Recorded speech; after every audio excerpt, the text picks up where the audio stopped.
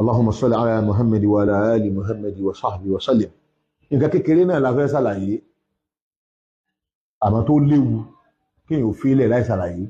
Ó náà ní question wípé ta ló lórí Yorùbá gan? Gẹ́gẹ́ bí ìwọ tó jẹ́ Mùsùlùmí, ta ni olórí Yorùbá? Ìwọ Mùsùlùmí ni ọ́. Ìdáhùn wo ló yẹ kí ìwọ tó jẹ́ Mùsùlùmí kó dáhùn àbí kí ló yẹ kó believe? Ipe ta ni olórí mi gẹ́gẹ́ bí èmi tí mo jẹ́ Yorùbá Muslim? Ṣé Ọ̀ọ̀ni lolórí mi?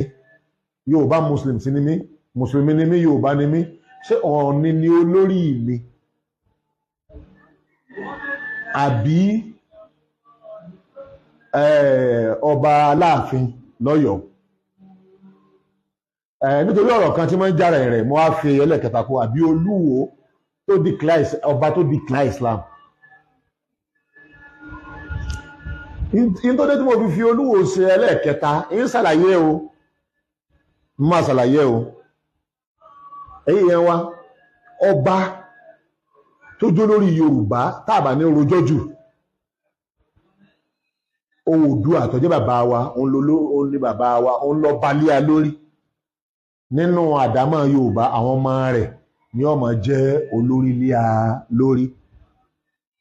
So tí Aláàfin bá ń claim wípé òun ló lórí gbogbo ọba Yorùbá, tó bá jọba Yorùbá o tó sì jẹ́ ọmọ, tó bá jẹ́ ọmọ Oòduà, òdodo ni o.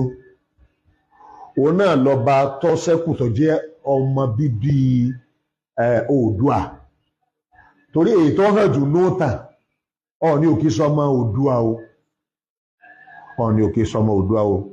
Wọ́n bá àwọn Ọọ̀ni àwọn ìran wọn Oòduà gan bá wọn nífẹ̀ẹ́ ni. Nítorí pé gbogbo àwọn ọmọ tọ́jọ́ mọ Oòduà báyá bíi méje bí wọ́n ṣe máa ń wí, wọ́n kúrò ní Ifẹ̀, wọ́n láwọn ń lọ rèé gbìjà bàbá àwọn. Ló jẹ́ kí oyè ipò tí Ọọ̀ni wà ń ló jẹ́ kí oyè yẹn wà ńlẹ̀. So Aláàfin òun lọmọ gangan ojúlówó tó jẹ́ ọmọ bíbí Oòduà. Oòduà Ọọ̀ni èyí ṣe ara Oòduà, abọrẹ̀ ni wọ́n, olóòṣà ni wọ́n. Ṣé ibi tí wọ́n ń rólé wọn nítorí pé wọ́n ti ń rólé rẹ̀ wọ́n ti jẹ́ olórí Yorùbá? N tó bí rèé o. Ọọ̀ni kì í ṣe pé mò ń sọ̀rọ̀ pé kẹ́ ẹ má respect ẹ o, a respect wọn gẹ́gẹ́ bí ipò tí wọ́n wà, ṣùgbọ́n a gbà wọ́n gbọ́, a tẹ̀lé wọn, wọ́n yìí sì ṣe olórí àwa níbàámu irú ẹ̀sìn tí wọ́n ń ṣe. Èèwọ̀ ni fún Mùsùlùmí kó pè wọ́n lólórí òun, ọ̀rẹ́lẹ́bọ ni wọ́n, Mùsùlùmí lèmi. Ṣé nípa bẹ́ẹ̀ kápá bẹ́ẹ̀ sọ pé olórí Yorùbá gágágágá Aláàfin ló yẹ kó jẹ́ bẹ́ẹ̀. Ṣùgbọ́n olórí tí òṣèlú gbé, táwọn olóṣèlú fà lẹ̀ tí wọ́n gbé, tí wọ́n fi agbára òṣèlú tí tó fi áńjẹ́ lórí ilé àwa Yorùbá lórí òun ni Ọọ̀ni. Ṣùgbọ́n tá a bá fẹ́ tútàn wò, tá a bá fẹ́ sọ̀tàn, Aláàfin ló lórí àwa Yorùbá, òun ló lórí ọba, òun lájọ tán. Báwo wá ní méjèèjì ṣe yàtọ̀? Kí ni yàtọ̀ tí ń bẹ láàrin méjèèjì? Níbàámu ṣe torí Mùsùlùmí gbọ́dọ̀ dúró tóòtọ́, ó sì gbọ́dọ̀ mọ òótọ́. Olórí gẹ́gẹ́ bí èmi tí mo fẹ́ sọ̀rọ̀ bí Mùsùlùmí gidi torí ẹ̀ sì pé Ọọ̀ni olórí àwọn ọba tó bá ń àti ẹ tó bá gbà pé ìwọ ló lórí àwọn bàbá Ọọ̀ni, òun ló lórí àwọn tó bá ń tẹ̀lé tẹ́jọ́ ń ṣẹbọ pọ̀. Ẹbọ tí Ọọ̀ni ń ṣeun kì í ṣe olórí tàwa. Olórí Yorùbá tí Aláàfin ọba ṣẹbọ, olórí Yorùbá ni ọ lóòótọ́. Ṣùgbọ́n ta lolórí Mùsùlùmí? Ìmáàmù kọ́ lolórí Mùsùlùmí. Ká má máa sọ̀rọ̀ bí ará oko.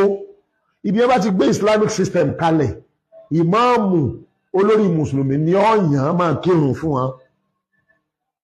Bẹ́ẹ̀ náà ni olórí Mùsùlùmí ó ṣe yan àlùkọ́ọ́dí máa dájọ́ ṣẹ̀ríà.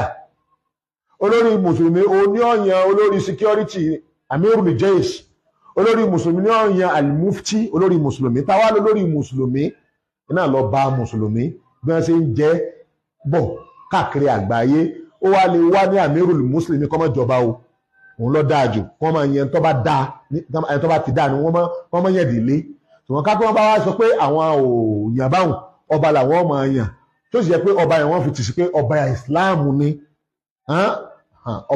ọba náà dáa ọba ní ó wá yan imam nínú Islam tí a tá ń ṣe káàkiri lágbàáyé kò síbi nǹkan tó ti change ọba ó yan imam lọ́ba mùsùlùmí ni o ọba ó yan imam ọba ó yan alikọ́dí ọba ó yan oyè tó pọ̀ tó jẹ́ oyè Islam gẹ́gẹ́ bó ṣe pé president ní democracy òun ni ó yan minister of defence minister of economy minister of health minister of education nǹkan tí president wà dé lórí gbogbo wọn bẹ́ẹ̀ náà ni ọba asultan ó sì lè jẹ́ alikhalifa ó lè jẹ́ amirul muslimin ó lè jẹ́ amir bí emir òun náà wà ní àwọn oyè minister àti ẹ̀ náà nínú àwọn minister rẹ̀ òun náà ni almufti